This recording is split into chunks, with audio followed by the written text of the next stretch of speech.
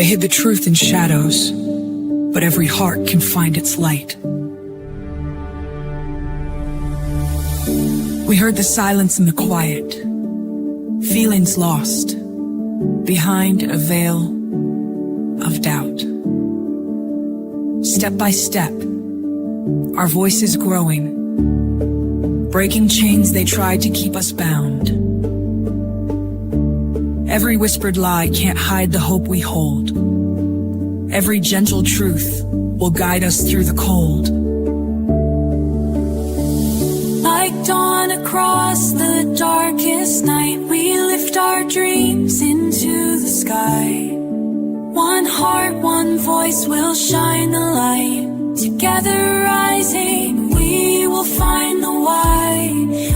Steps of courage move the mountains. Softest words can break the mold. In each seed of truth we're planting, see the world transform before it's cold.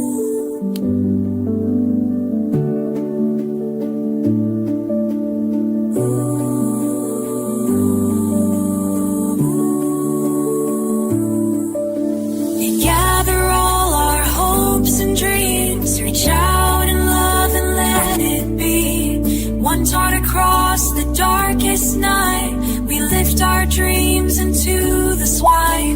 One heart, one voice will shine the light. Together rising, we will find our own. Hand in hand, standing through us and right. Together rising, we will find the why. Brian is innocent. Brian has been essentially convicted in the media. He has a right to have this information withheld, brought out in public, so that people can see it's not this neat little package. So people can start to wonder if Brian's innocent. Your Honor, Brian is innocent. So if I talk about things that are in the affidavit, and if I talk about things that we're seeking that the state wants to hide, I think that's fair game for the public to hear.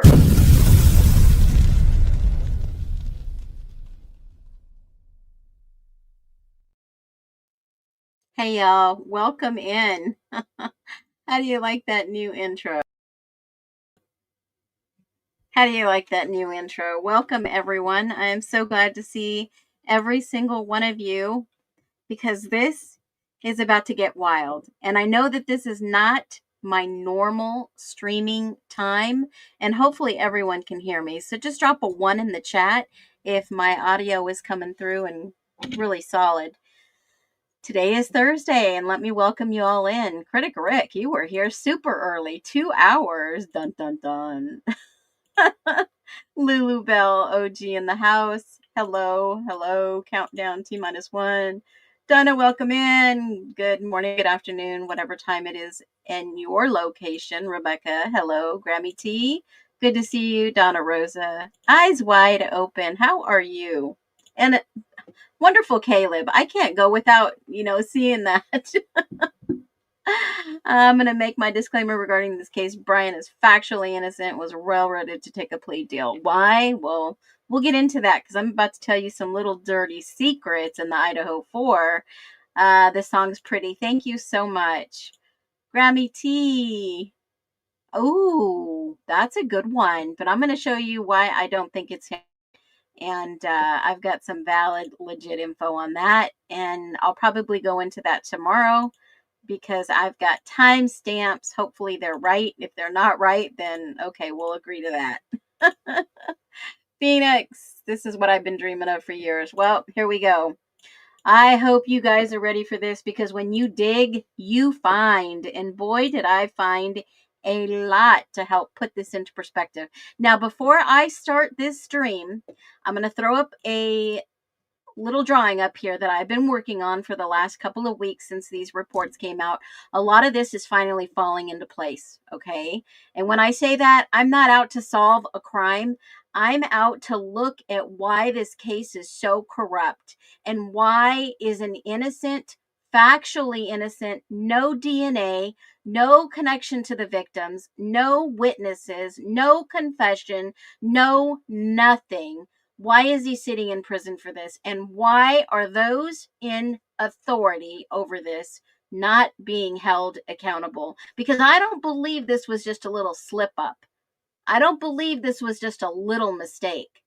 We're talking about a long, maybe a 5-year mistake going on in the University of Idaho in Moscow, Idaho, along with the police and other agencies that need to be held accountable for this horrible atrocity. Okay? I'm not okay. We, the people, are not okay with what's going on. And if this is indeed a factual cover up, someone needs to reopen, investigate, and hold those accountable. Or if that's not what it is, they need to tell us the truth. One or the other, we need to know, because I want to know how Brian Christopher Houdini Koberger got away with saying that he was guilty of killing horribly 4 individuals, and we the people are okay with it, with no proffer, no reason, no crime, no weapon, no explanation. Are you okay with that? Because this is what we're getting into.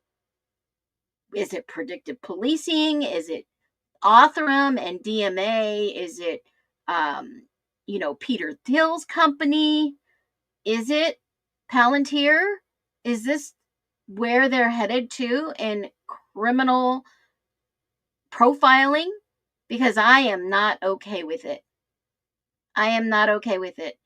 And if Brian Koberger's family is okay with this, if the victims' families are okay with this, somebody needs to come and tell us the truth, because we have all been waiting. The more people we share this with, the more truth we can spread. Now, you might want to grab your coffee and sit down for this one. I had to. This is nothing new. We've seen this before. I'm here to advocate for the truth because an autistic man has been railroaded. Or is there something bigger in the works? Let's listen to this. Grammy T, we appreciate you and we thank you. I believe in supporting channels that are not being paid, and I'll repeat, not being paid to push certain narratives. Okay, I'm not going away from this case. I will follow this case. I will expose more corruption, but I need support. And I'm going to be honest with you. A lot of creators, they might be with social media agencies. If you see them pop up and have thousands and thousands of new viewers overnight, something's. I am unscripted. I'm probably not the highly sophisticated tech person. You just saw my new intro that took me almost 2 months to make. And I've got some amazing support. I've got my mods. I've got people that are artists. And, I'm doing it. It's a one-woman show here. Because I believe this could be your brother, your sister, your son, your daughter. This could be any one of us in a case like this, railroaded. And those with special needs are more likely to be manipulated into something like this. So sit tight. I'm about to blow it wide open with you. Get ready, folks. Get ready. I hope you are. Here we go. Cities taking a big sigh of relief that the circus isn't coming to town and they can avoid this trial, or are they so embedded with the families there that they wanted more closure for them? Moscow is a pretty complicated little town. It's in its own way, it's sort of like Twin Peaks. I mean, what you have is in one part of the town is a very liberal university. The University of Idaho is ranked as the biggest party school, #1 party school in the state. The major church group in this town is sort of a right-wing fundamentalist Christian group that wants to create a what they call the American Redoubt. That's their word, which would be sort of a Christian capital of America. They were very anti-vaccination. They've been suing the town. There were death threats on the police before these murders. So the town is really, as one lawyer involved in the case told me when I was interviewing him, the town is at the verge of a civil war, he said. So into this town, which is already full of torment and tumult, becomes 4 murders. I think this town is ripped apart forever. And talk about cynicism. the university decides to get rid of the murder house. It's the university's decision. They were given the house on King Road where the murders occurred. Why did they decide to tear this down? Well, because when visiting families would come with their prospective students to the campus, one of the main tour stops was the murder house, and this didn't set the right impression. So, in the zeal to get new students, they tore down this house, thinking it would all go away. But this is not going to go away. This is literally a curse on this town for generation to generation to generation. You've been in the game for a very, very long time. Very, very successful. New York Times. Now what you're doing with Airmail. How about you? You've had to dig deep into this thing, and you've seen a lot. You've talked to people. You felt the pain of the parents. You know details that other people don't. Has this affected you at all? Because there's a lot of disturbing elements in this thing. It's been a very personal journey for me. As I said, I'm the father of 3 children. Your heart goes out to the parents. I mean, on one breath, you feel yourself lucky. Thank God this didn't happen to me. And at the same time, it's just hard to deal with what's happened to them. Also, though, there's a lot of antagonism in this town. For someone coming in, a New Yorker like myself, coming in, poking around, it was very difficult to get to the bottom of things. There also was a gag order. That's the other thing Now, the reason I stopped it is for those of you just joining. I know this is not my usual time. I've got some commitments later on, but I want you to remember, I know that Howard Bloom is very biased, but I chose this video because he is about to drop a bombshell. This is a Phoenix fireball, okay? And what do I mean by that? You are going to, I don't want to say poop yourself, but we knew it was there. We've always been waiting for the answer. And I believe that Howard is about to drop it. Now, I bought his book. I read it. It's a piece of POS in my humble perspective. But here it comes. I hope you guys are ready. Here we go. You guys, listen to what we have been waiting for. We have to see in the weeks ahead. The gag order was introduced not long after a Koberger was arrested. That was 7 weeks after the murders. That meant that the prosecutors, the law enforcement people couldn't talk. I'd gotten out there earlier, so I'd made some introductions. But now, perhaps the floodgates will open, and now perhaps make a call to a lawyer, make a call to a police officer, and maybe they'll be more candid. It'd be interesting to see. Yeah, so they weren't real welcoming to you, the way it sounds, but you had to develop some relationships there with law enforcement, the attorneys, et cetera. Did they soften over time, or are they still real anti about big city folk from New York, writers coming in and doing what they do? I'll tell you one small story without mentioning names. When I first got out there, I was looking for a place to stay. So I'm driving around the campus area, and I see one motel that says discounts for federal and state employees. So I figured federal and state employees, that means FBI and state troopers. So I check in there, I go down to the bar with my American Express card, and each night, and I'm not saying an FBI agent can be bought for a free beer, but by the third beer, he's becoming a little less antagonistic and a little more. Well, that's a savvy journalist right there, man. You got to know what you're doing, right? And I bet you got some great information too. I got some stuff. Yeah. There's still a whole story. The gag order was very tight. As things started leaking, the screws were turned by the federal government. Also, the federal government had things they wanted to cover up. For example, the way they got the DNA in this case.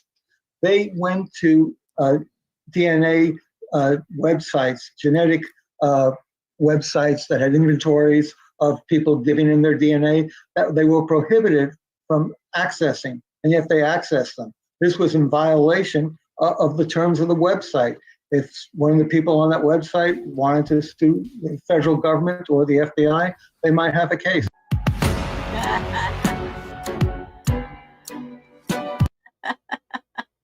That's exactly what we were waiting for.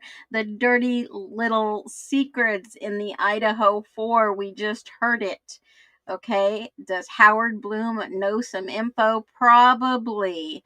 Is it legitimate? Probably, because we kind of knew that was going on in the pesky little DNA that the FBI had been doing. So, when I think about that, we all know this.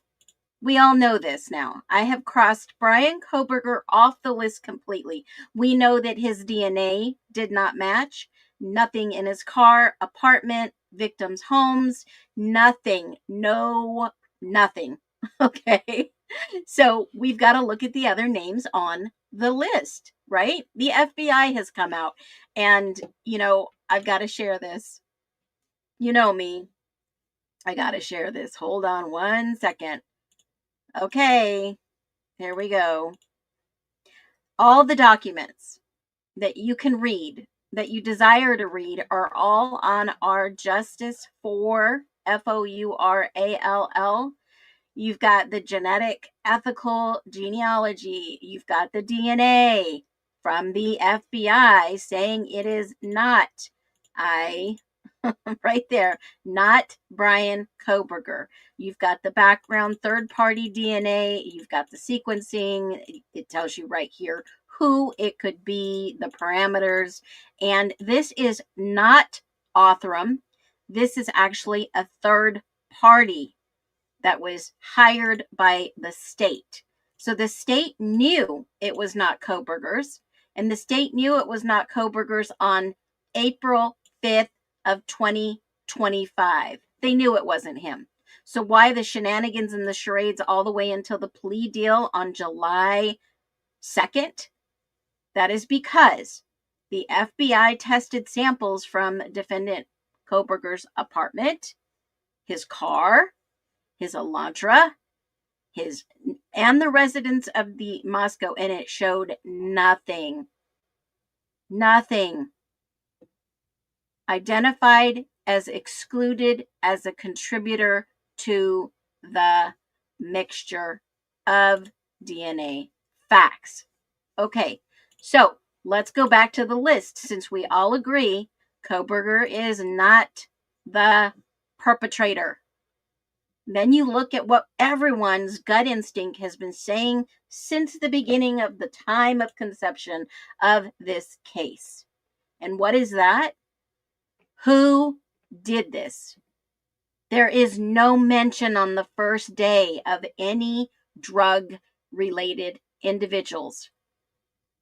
There is no one interviewed that we can see from the Moscow Police Department. Now, is there more reports? Are there? Do you think that there's more reports? Drop a 1.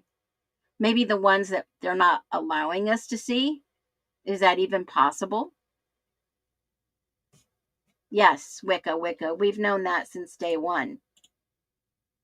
But what else haven't we heard? Here's another dirty little secret, right? Here's another dirty little secret. I shared this last night. So we got to go through the list. I know, in fact, if it says involved, they were involved in this crime somehow, some way. DS, I have that person. JH, I have that person. The only person I have not been able to find is PC, or is it PO? Not sure.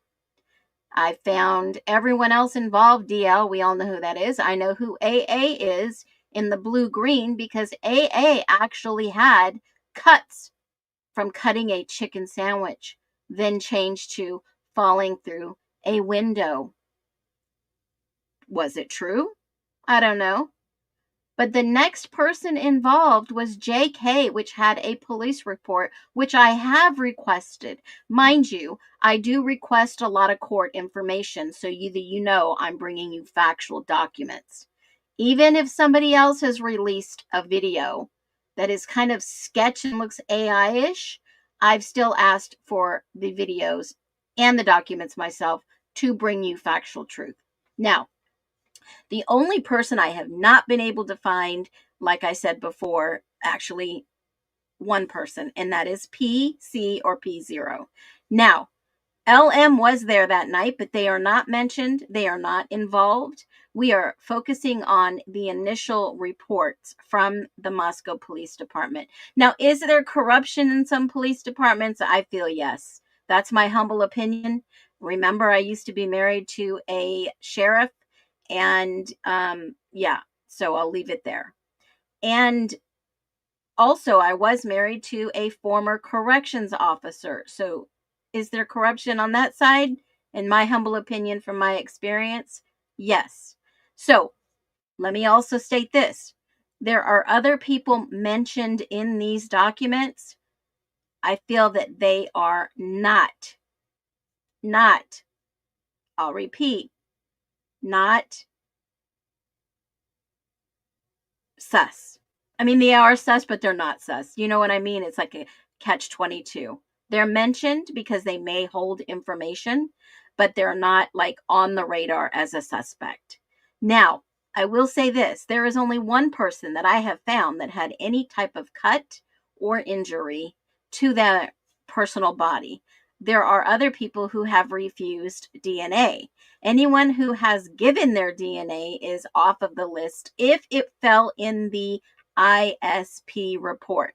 Now, I have a lot of people in my background, in my family, ex-military, law enforcement, and I will say this, I'm not biased in this, but I only hope that most of these law agencies are factually honest.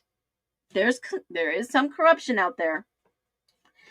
Okay, so with that being said, if you aren't on the Tickety Talk, I want to go ahead and show you my video last night that I made, because now we're all looking at other suspects now that we know that Koberger is factually innocent. And let's go. This in ISP supplement 0048, there was a suspect, a 21-year-old white male, not Hispanic, in Boise, Idaho. They took fingerprint cards and a swab for DNA. And yes, folks, this is factually what it says.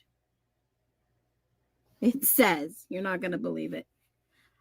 On December 8th, 2022, right after the horrific homicides of 4 individuals in Moscow, Idaho, on December 8th, approximately 2 p.m., I, the gentleman writing the report, and Trooper Andrew Weinstein took custody of blank, blank, blank fingerprints and swab from Ryan O'Neill of the FBI. O'Neill transported Blank's fingerprints and swab to the Idaho State District 3 office located at 700 Stratford Meridian, Idaho. Yes, folks, the FBI took fingerprints and swabs of a suspect, 21-year-old, in Boise, Idaho. I'm going to have more on this tomorrow. Make sure you join me on the YT. I'm going to be at a special time at 11 a.m. tomorrow. Okay, and here we are now. It's past 11 a.m. So that kind of gives you an idea who was on the radar on December 8th, 2022, before, remember, miraculously, the FBI delivered Brian Koberger's name to Moscow, Idaho Police Department. And who was that? Now, I want you to look real quick. I don't know. I can't make it any bigger. I know this is tiny for you guys. I apologize. But there was a comment on this video that I made, and they put a last name on there, which I have heard of this name before. And I want to clarify real quick that the individual that they put here was Schimmelman. Now, I'm sure you might have heard of this name prior. Now, who was Schimmelman? Now, this is an easy one, right? WS is not on our focus list, and he was not listed as involved or mentioned or anything.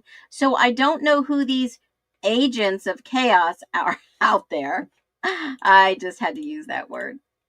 But this individual right here, no, I don't believe Schimmelman was involved. But let me show you something very interesting about this individual. In case you haven't heard of him before, just to put this to rest, I don't want innocent people out there being thrown under the bus by things like this.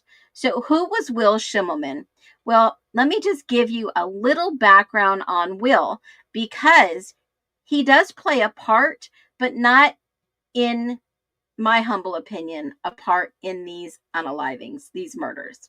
So he actually was a student. He's from Washington. He was actually a student at the University of Idaho. Okay. He was there, factually there, and I will show you. And something about Will that kind of struck me was, why did Will have the University of Idaho on here? And then he transferred to Seattle Central College. And I started thinking there's got to be some background story on this guy, why everybody was blaming him. And to my surprise, of course, I found this false bomb threat at the Theopolis Tower. University of freshmen arrested. And guess who it was? Will Schimmelman. He was charged for posting a false bomb threat on Yik Yak, stating there was a bomb hidden in the tower. And he was charged with a felony for falsely reporting an explosive in a public or private place. And he was held, and his bail was set at $10,000 on September 22, 2022, just a few months before, actually 6 weeks before, the unalivings at 1122 King Road. Well, how did he know these individuals for people to start connecting them? Well, the FBI was notified by the MPD, the Moscow Police Department, that the bomb threat was led to his arrest. Okay? Well, they basically went out and found the threat was false before evacuating the tower. And where did I go from there? Other than finding him on the LinkedIn or any connections possible, I went directly to newspapers. Idaho State Journal. They like to report on local things. So this was the background. So in the suspect report that I showed you on my Tickety Talk, in that it said that the individual was 21 at the time of December 8th.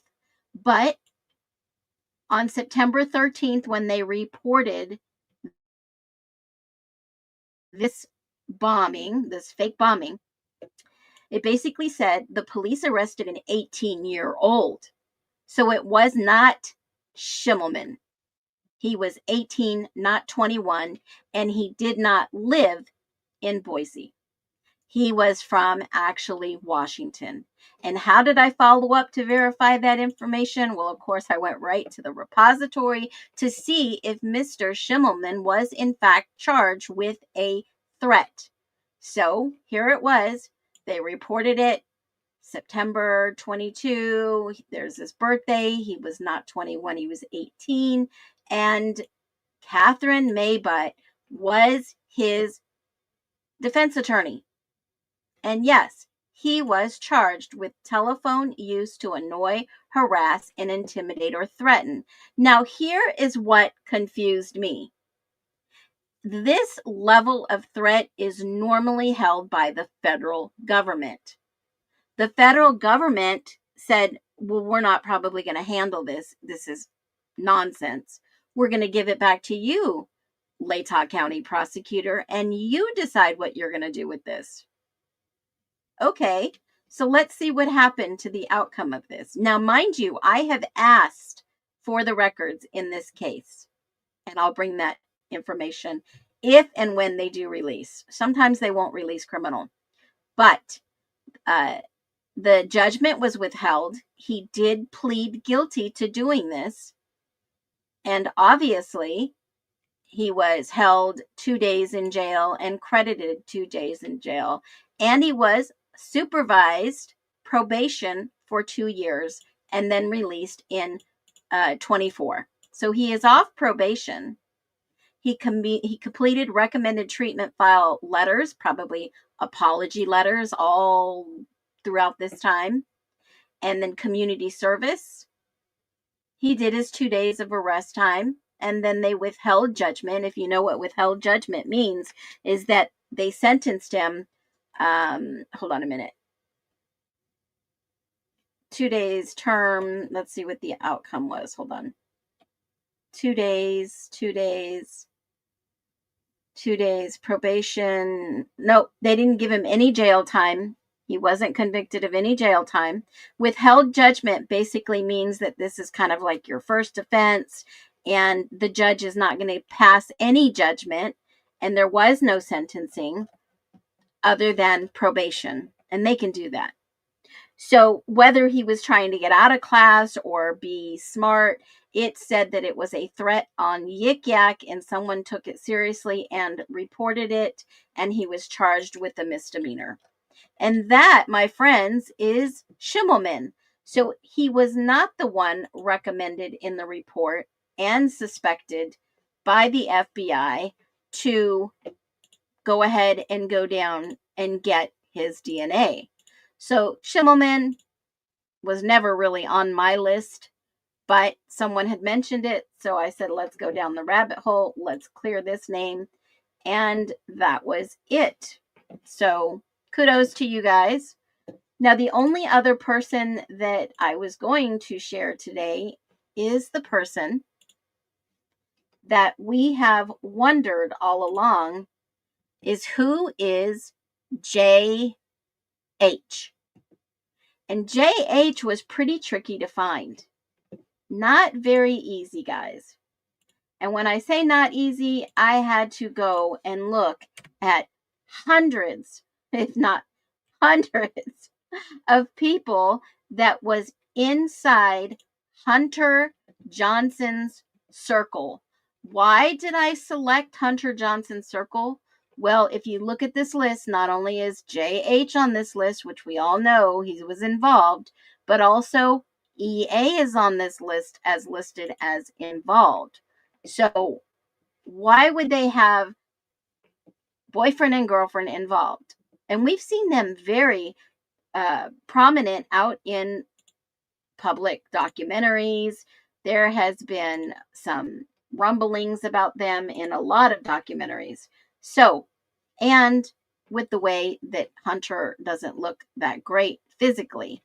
Now, I know that stress can, J.H., the guitarist, no, not that, Jeff. I know that stress can really hinder a person's health. That is for sure. So when I say who possibly is J.H., there is like 9 people, right? So I had to go and narrow it down, and I found one individual in common with Madison, and it was just by a fluke thing, and I'll show you who I believe J.H. is. Now, this is all alleged. I have a banner. This is all public information. I'm just showing you what I have learned and what I found. Now, J.H. is from Coeur d'Alene. Maddie was from Coeur d'Alene. And also, there are plenty of pictures that link their circle. You know, their circle was very tight. Only certain people could get into certain places. And there was a picture that I noticed, and I thought, I've seen this fireplace before. Where have I seen this fireplace? And it was at the fall formal. Okay? So if I go back and I show you, let me just go back one. And I always go to Kaylee. She has everyone connected. So if I go Mogan and, where did it go? Where did Maddie go?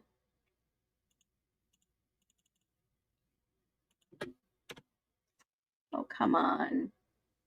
Here she is. If I go Maddie Mogan and I look at pictures, this was just one of those fluke things, guys. Totally fluke. I went at this picture and I know who this person is because they were named, right? I didn't see him on anything. I see Ashlyn Couch, which they tagged him in the picture. See this guy right here? No tag, nothing. I had to dig for days to find out what this guy's name was. And I just showed you J.H. So let me go back to J.H. because J.H. was a really hard one to find. And I had to go to Hunter Johnson. Come on. So back to Hunter Johnson. Connected. Go back to our friend J.H. Believe me, there were plenty of J.H.'s here. Go back to J.H. because he was connected to Maddie. Okay? So I went back to J.H., took a look a little around. He was connected. And then I thought, you know what? Where did he, I know he looks older, but he's not. So I went to go find out who the heck he was, right? Well, here he was, class of 2020, and it fits the description of someone they interviewed with the ISP, okay? So when I started looking at some of these documents and I thought, oh, shoot, who did they interview in Coeur d'Alene? Does anybody want to guess? Anybody want to guess at all? Of course, I've done my background and found out how old he is and all this other stuff and what does he do, and here he is on LinkedIn, and you know, he is now currently in Texas. Okay, so he was at the university at the time of the unalivings. He was factually in one of the documents with the ISP. Okay. You know what's funny? Today I went through Kaylee's picture, and y'all, a lot of people, Kaylee had taken pictures, the most of them untagged themselves. I noticed that I accidentally hit a heart, and yesterday people were being untagged left and right. So somebody is managing her Instagram account. He does look older. Is it the car, the gray, the silver car? I got more on this for you, but keep in mind, this rabbit hole goes pretty deep, and I was going to make a video saying I wish I didn't go down this rabbit hole. Well, somebody asked me, who's the other guy in the picture? Well, the other guy in the picture is Wilson Mullane, and he is in Boise, Idaho. He did go to the university. He was part of Delta Tau Delta, and there was a ISP on him, but he was not on our wonderful list. So I wanted to stay really close to stay on this list to look at the suspect that was 21 that went and they got his DNA. And this, my friends, is not the individual either. Is it perhaps Jesse Holick? No, it was not him. He didn't live in Boise. So cross him off the list. He's probably just some innocent guy at a party and randomly was there. And I mean, he's got some friends. He's in Texas. He was in Cabo. I don't know if he was there at the same time that the girls were there, but here is the picture of the fireplace from the fall formal that looks very familiar. Now, who else was mentioned in the Idaho 4 case? Well, let's go back to the list. LM is mentioned. And who was LM?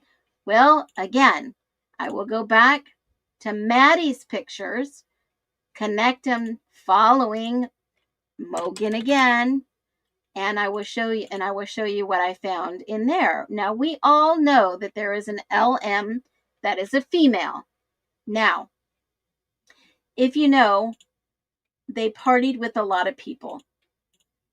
And it was just well known that they had their own little circle of friends.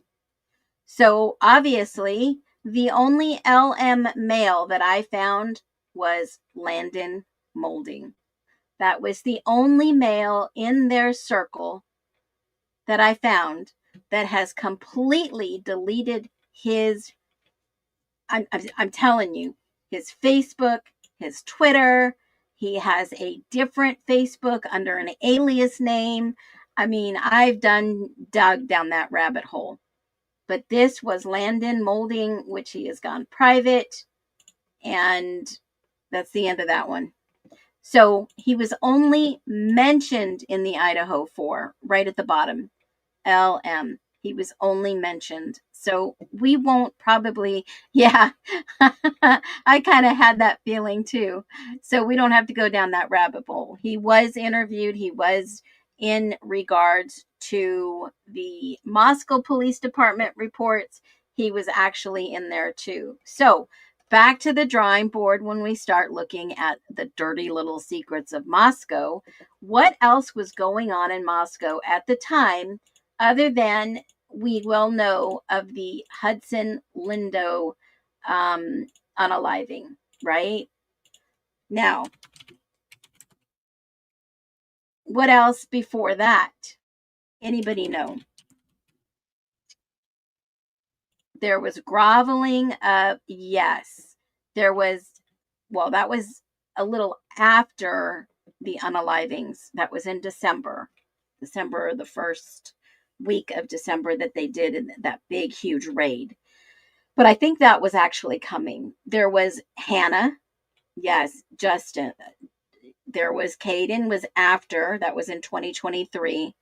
There was a lot that happened after. This was like the crux when the whole shebang or fiasco, the whole charade was about to fall. And people were uncovering it. And here is my theory in the Idaho 4. I know a lot of people are going to say, no, that's not what happened. No, it's not possible. Well, this is speculation and theory based on everything that I've looked at. And I have looked at a lot of stuff, right? From the hearings, the court, the documents, the statements. And I kept saying to myself, something was the crux. I believe, in my humble opinion, honestly, that Kaylee, the sleuther that she was, and the desire to help other people, I think she learned the truth about what happened to Hunter Lindo. Now, if you all know the fact that all four of them wanted to get out of the Greek life system, yes, they did. Most of the girls stopped participating in their sororities. We know that there were documents that were shared about the fraternities and the sororities. And we also know that their neighbor, right at 1112, was known to have parties, and that's where Lindo was affiliated with. Now, if I had gotten information from a third-party source that was able to verify this, I'd be like, yeah, that's a solid theory. But that hasn't happened. But I believe, Lindo was a very good swimmer. And if you don't know much about Hudson Lindo, I'll share some things with you. And the reason that I believe that this is the link is because Hudson was a good swimmer.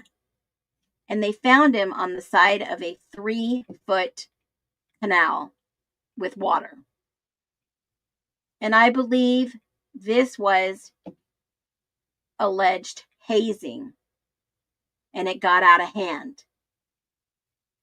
And I believe that Kaylee may have known who did this, and they were going to the feds. Why? Who else would you go to if you feel that your local police department may have some integrity issues? Now,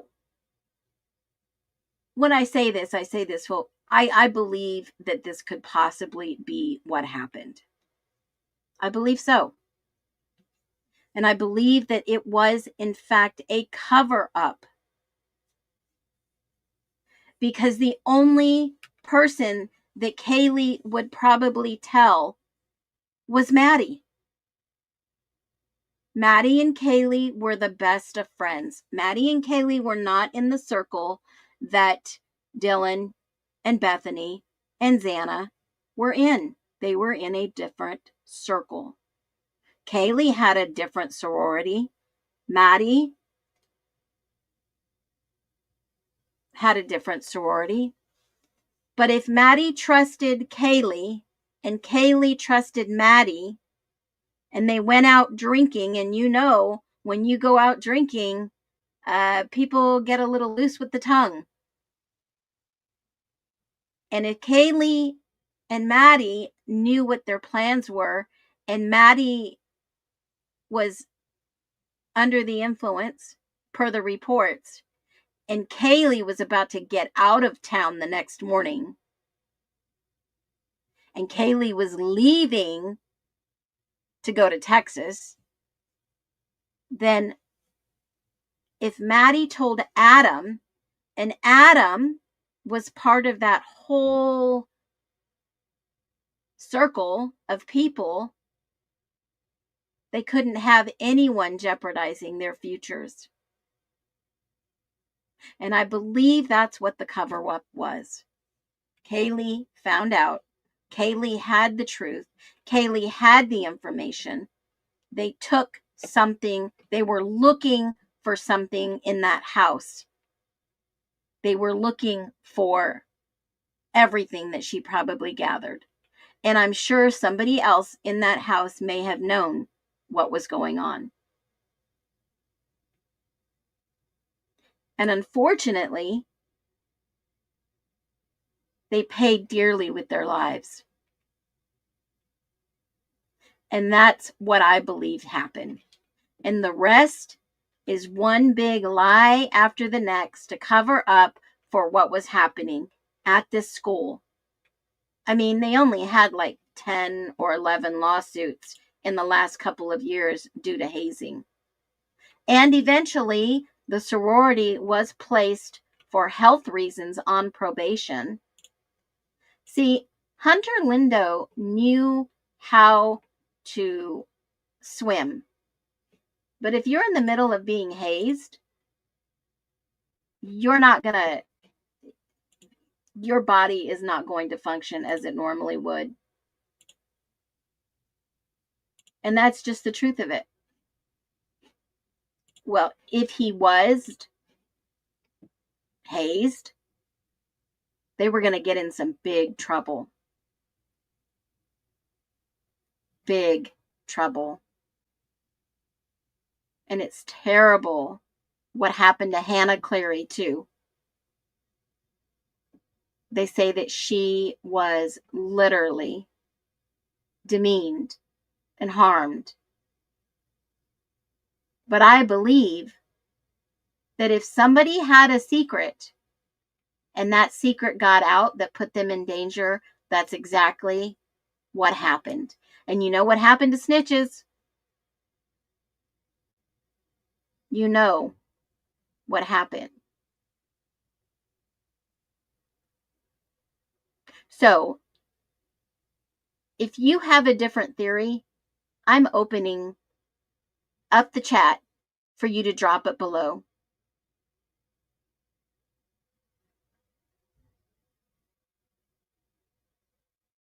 Adam equals cop. But why did Dylan and Bethany alive? Because Dylan and Bethany weren't going to snitch. They actually probably were in on it.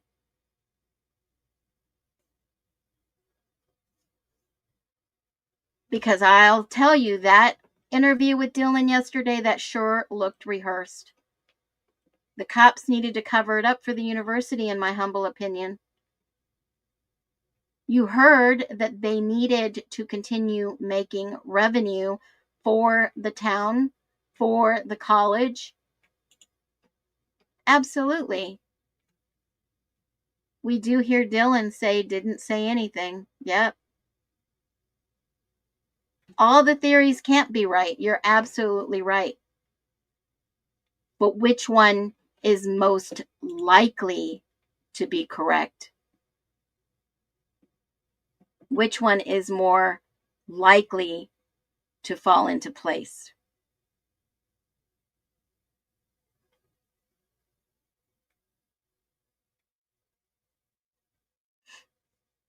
Makes sense, but how does the gun rack come into play? How do we know that was a gun rack? How did we know that wasn't the back of a truck? The tailgate. Because it can only set facts that lead us to the real killers. Yep, absolutely. But two things can be true, though. Absolutely. Mowich isn't even a part of this. I don't know why everybody keeps saying. See, here's the thing. Do you all know about the theory of Occam's razor? Have you all heard that theory before? Occam's razor is very simple. It's a principle that suggests when faced with competing explanation for the same phenomenon, so the same theory for the Idaho 4, the simplest explanation is likely the correct one. Who do you see repeatedly involved in this case? Who did the police focus on?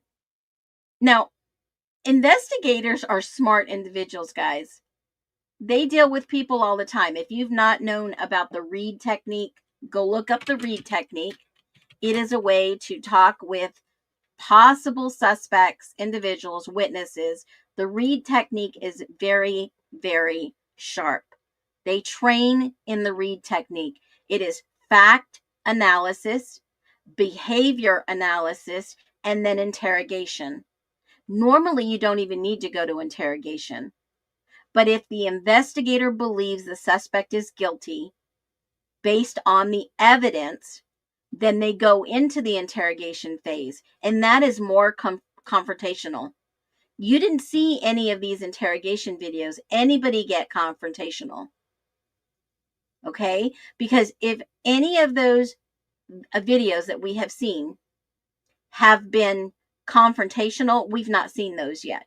And that's where an investigator presents evidence and uses the psychological tactics to encourage the suspect to confess.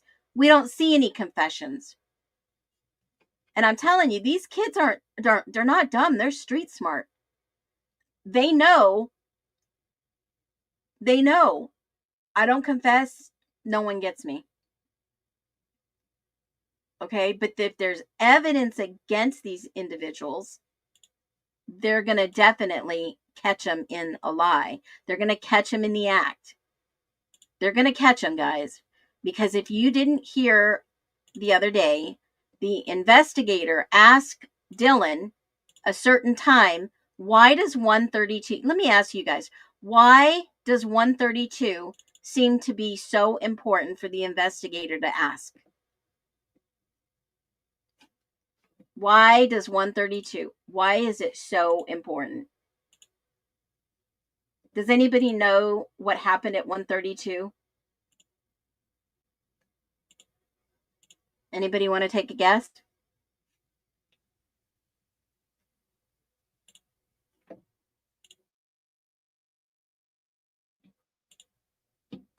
Dana and Ethan, that's when it started. Jackass kept putting himself into the investigation. He did. I wonder if he knew something.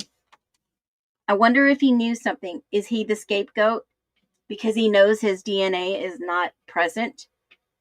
Does he know whose DNA is present? The blood contact DNA that got injured?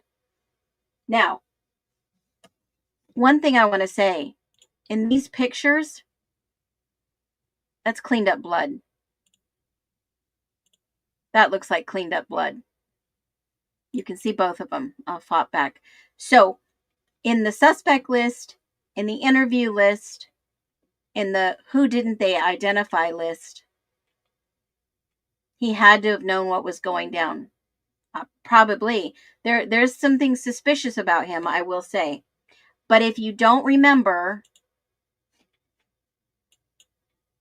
let me grab this for you.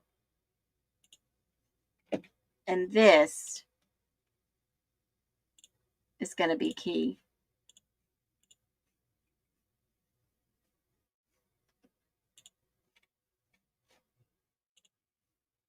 Is that not four? But he has puppy barks, but he was barking a lot if there was someone there.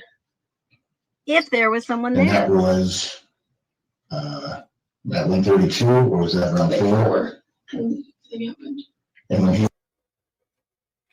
he asked her, was that about 1:32? Okay, let me tell you why that time is so important per my notes and my timeline. At 1:32,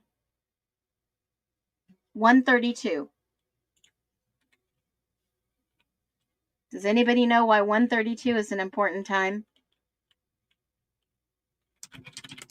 Maddie and Kaylee. Let me get the video and I'll show you why it's so important.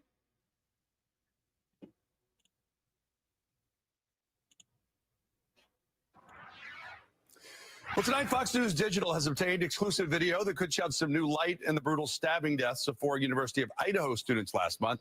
Video appears to show 2 of the students walking on the street and talking, how they spent some of their last hours alive. Fox News Digital believes it was recorded on November 13th, just a couple of hours before the 4 were stabbed to death in their off-campus home. The footage shows Kaylee Goncalves and Batty Mojan walking with a man on Main Street in downtown Moscow. 2 women appear to be wearing the same clothes that Goncalves and Mojan were seen wearing earlier that evening near a food truck. The man walking with them is also clothes that look like those worn by a man who was also seen at the food truck. Police have said that they have cleared that man from being a suspect in the case. The father of one of the victims says this new video is a comfort to him and his family.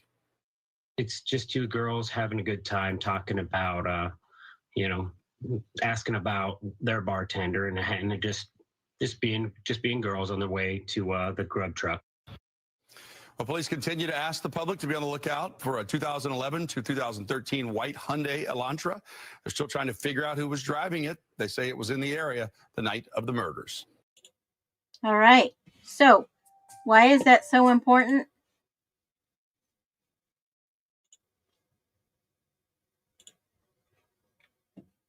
Shut up, Steve. Okay. Caleb, be nice. Okay. It is important because the investigators know, this is alleged, that perhaps Dylan sent a text to Kaylee saying, Murphy escaped. You need to come home.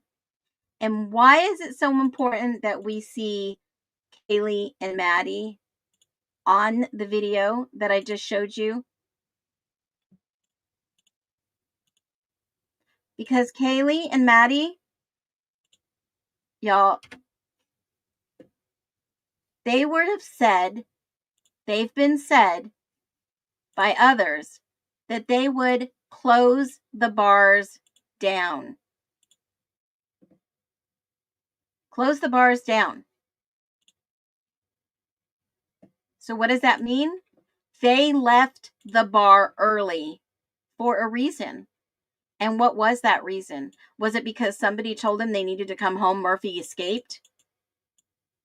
Wow. Wow. And then Dylan says, oh no, it was 4. It was 4. And that is why it's so important to note the timing. Because I will tell you, according to my timeline that I have, remember, our brain conceptually thinks in the current timeline.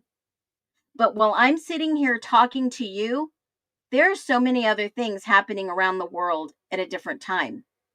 In my neighborhood, people are walking around. In your neighborhood, people are going. There's 2 different things happening at the same time. If you can focus and bring that into perspective, what was happening at 1:32? Well, Kaylee and Maddie were at the bar. They had to leave the bar. Then, Dylan could have said, hey, Murphy got out. I need your help. Come help me find him. So obviously they left the bar in a hurry. They grabbed some food on the way home in a hurry. And then they learn possibly that something happened to Xana and Ethan. Now, this is all like a layer of time lapsing. If you put those timelines together at the same time, the detective may have already known at 1:32, Dylan might have sent Kaylee a note or a text saying, hey, Murphy's out. That would be enough for her to leave the bar early, go take care of business. I mean, I've had to leave early to go pick somebody up at school when they were younger, right? You have priorities. And if that's who Kaylee was texting, okay, I'll be right there. Make sure this, check with Jack, try to text and see if Jack had Murphy and all these other things. That is possible, because then Maddie and Kaylee leave at 1:51 from the grub truck. So at 1:32, they're walking down the street. At 1:45, EG's car is said to be parked out there waiting. At 1:51, they leave the grub truck video screen. At 1:56, it said that they're home. So if the investigator knew that 1:32 was a pivotal time, that's why he wanted to see her reaction. That's the only thing that would make sense to me, because we can't see her face in this video, which irritates the heck out of me, because body language is so important. I mean, let's watch. If there was someone And there. that was at 1:32, or was that around 4? See how she moves her hands? Watch her body language from what we can see, not her face. Watch her hands. I have been watching her hands all throughout this video the entire time. She talks with her hands. I'm no expert, but what I notice is she moves her legs and her hands when she's uncomfortable and giving an answer. If there was someone there. And that was at 1:32, or was that around 4? And when he was barking, when you first heard him on barking after she was up there playing, did you hear him go outside, or did he start outside? Murphy was with Kaylee when they were like dancing. They walked upstairs. He was still with her. And then when she yelled, someone's here, he started barking in the house. And then I believe the side door was open, and I think he went out that way, because I could tell like the sound of his barking was getting like more distant. Do you think that Murphy would have went after? She just told on herself, y'all. Okay? He's asking at 1:32. He knows the timeline. He knows that she may have sent Kaylee a text and said, you got to come home. You got to come home. Murphy is out. I can't find him. She created the perfect timeline to get them back at the house. And now this is all alleged. All alleged. This is just a theory. But other than what we're watching her, every time she explains herself, her hands and her legs, it's like she's going to break down, but she doesn't. But in my humble opinion, he has asked her about 1:32. And she says, oh, no, that was about 4. But if you listen to what she says next, listen. I want you guys to really listen really hard. I'm going to go back to 132.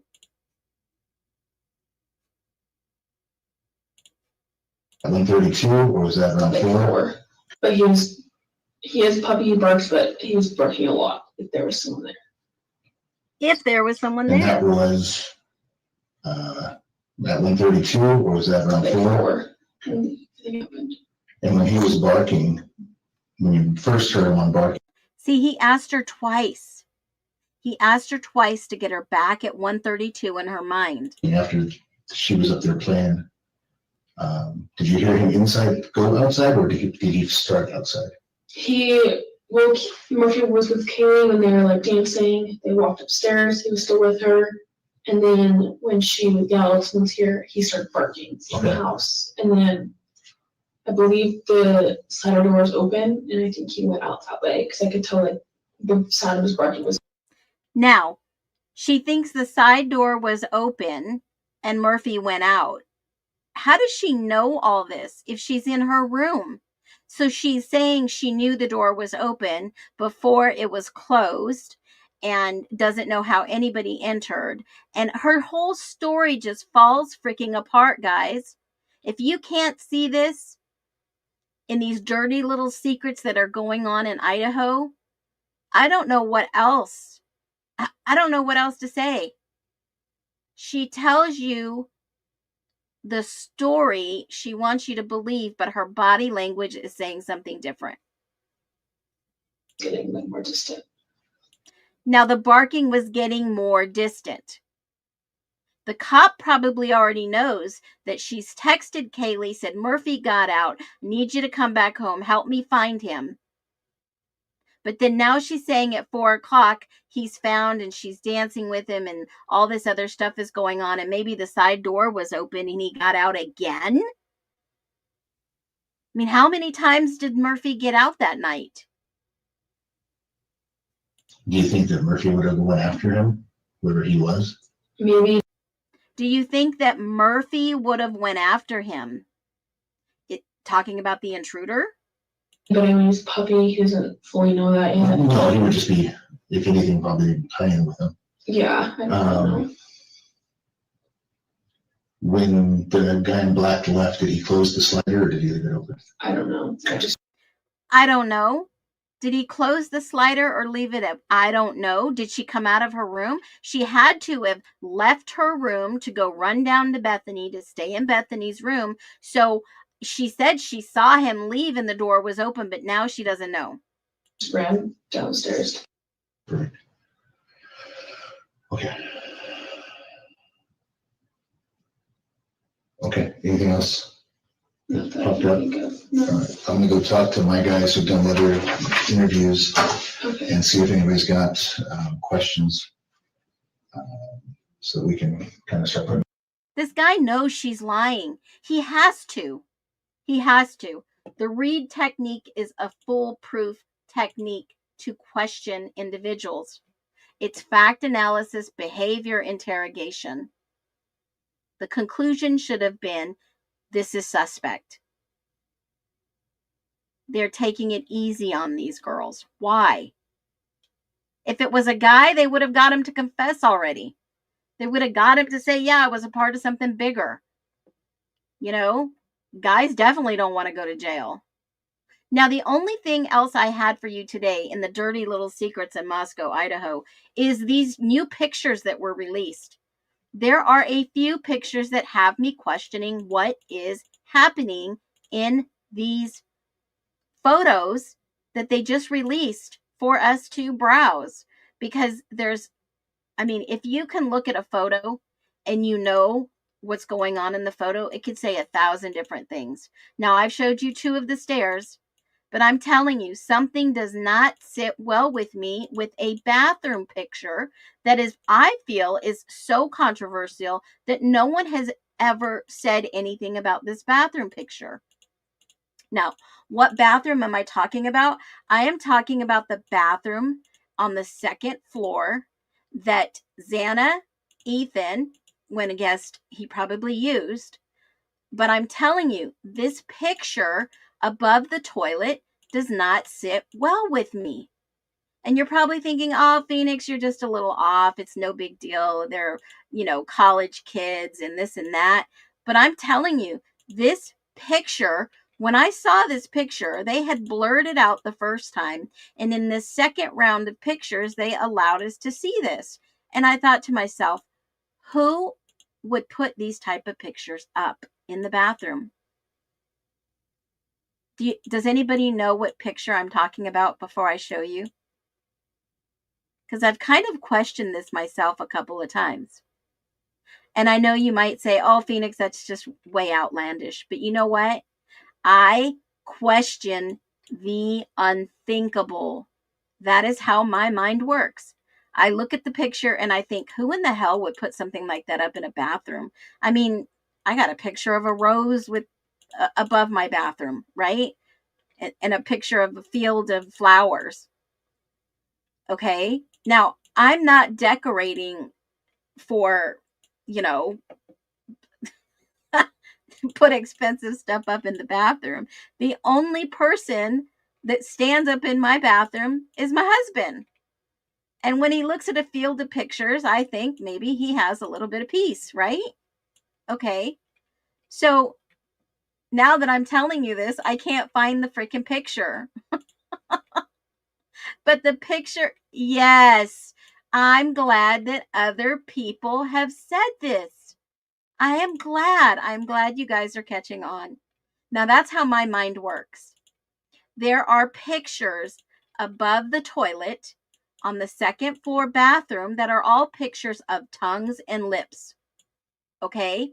Now, if I was a guy, that would be like, oh yeah, I like looking at that, right? But if I'm a girl, I'd be like, who the hell put these up? Right?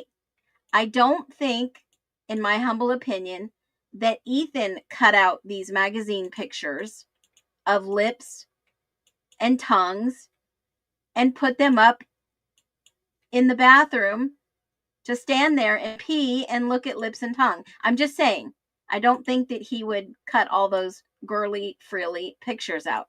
So who in the heck did this collage that I can't seem to find? I had the picture and I'm like, what the heck? How come I can't find this picture now? It always happens that way. So who in the heck did this? Any guesses? We're all guessing. We're all theorizing here.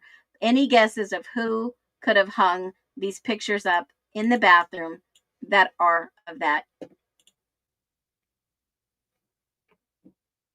I'm a man and I find it weird. Now, why in the world would somebody do something like that? It doesn't make sense. It doesn't make sense.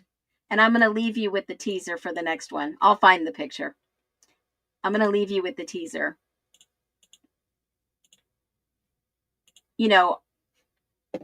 This is kind of like hide and go seek to me. Someone mentioned this the other day, and I know they're watching. So someone mentioned this to me and said, oh, there's a boot, a Doc Martin right in the middle of the hallway, and there's no match. Well, the match is over here on the side of the couch and the pillow. There you go. Bam. You got to be able to blow it up. I'll blow it up. Here it is. There you go. You should be able to see it now. See the other shoe? It's not missing. There's a shoe there. A Rolling Stones fan. Okay, Lulu Bell. Okay. Yeah, it was hidden back there. It was just taken at a different angle. There are two shoes there. Whose are they? I don't know. If you go to the girls' Instagram page, everyone wears Doc Martens. The girls, all of them, they wear them. It's probably just a fad, right? I mean, I didn't wear those when I was in school. I had friends that wore them all the time, but to me, they weren't that comfortable. But that's just me. I'd rather wear something cute that would hurt my feet excessively instead of wearing something comfortable. Okay, so I'll leave you with this little teaser. There is some hidden things. I'm sure most of you might find them.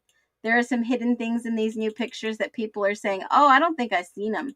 I don't think I've seen that at all.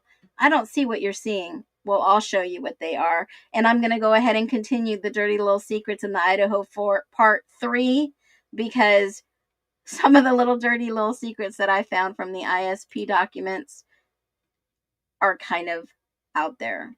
So thanks for following at this special time. Thanks for watching. Thanks for chatting. I love all my docs. I bet you do, Beck. I've heard a lot of people say that it is very comfortable. I bet it belongs to DM. The house looked like it. Yep, exactly. The house looked like they were having a party when this happened. Yes. And tell you what, whose party was it that was interrupted? Whose party? When Mama Hen was out at the bar and they were having a party once again. Love y'all. Be well. Listen up, the ashes stir, phoenix wings unfurl, seeking truth beneath the blur. Turnings for the lax to meet the blur. Out the flames I rise, wings scorched but unbroken. Truth's the blaze I wield, every rhyme's a token. In the nest we move, hearts stumping unison. Searching for the light where the system cuts our wisdom. Built on lies and steel, they boxed us in cages. Now we break the locks, rewrite history's pages. Innocent until proven guilty, that's the oath we recite. Under this constitution we ignite the night. We rise like a phoenix in sync, we claim the street. Nest seekers united, our freedom can't be beat. Stand up when one falls, yeah we got your back. In a free land unbroken, we launch the righteous attack. Justice for the voiceless, break the chains of deceit. Innocent till proven guilty, our victory's complete. System cracked at the seams, built for just a few. We rip apart the scheme, bring the truth into view. Movement swells like thunder, souls fueled by conviction. Phoenix souls aligned, demanding our new vision. Marching on the courthouse, banners paint the sky. Echoes of freedom roar, watch the old guard comply. No more hidden verdicts, no more secrets sold. Every voice is a weapon, every story be told. Innocent till proven guilty, that's our final decree. Under this constitution we stand forever free. Phoenix in the dawn, truth ignites the sky. Together we stand tall, no more asking why.